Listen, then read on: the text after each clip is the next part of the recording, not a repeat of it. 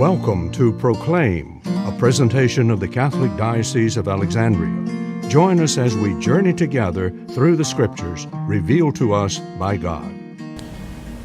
Good morning and welcome to Proclaim. As Jesus is now on his way to the place of crucifixion, and as Mark has given us a very interesting and perhaps important sideline bit of information, telling us that Simon, who was a Cyrenian, who was the father of Alexander and Rufus, why would Mark choose to give us such a apparently insignificant detail? The general consensus has been that perhaps the Roman Church for whom Mark was writing would have known these two individuals. Perhaps by this time they had become disciples, had become rather prominent in the community of faith that existed in Rome. That's pure speculation, but it at least does give a suggestion of why Mark would have gone out of his way to mention two people who he never talks about before or after, who we know nothing about other than their parentage.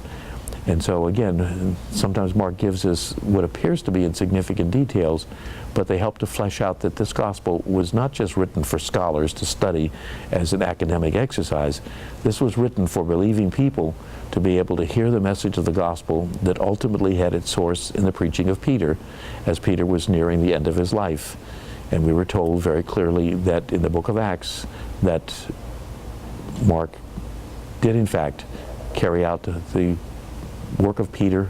He apparently was his companion, and now in sharing the good news, he even emphasizes that he's very much aware of some of the people that are connected with it, even if only in passing, as Jesus now comes very close to the end of his earthly life in that horrible action of crucifixion.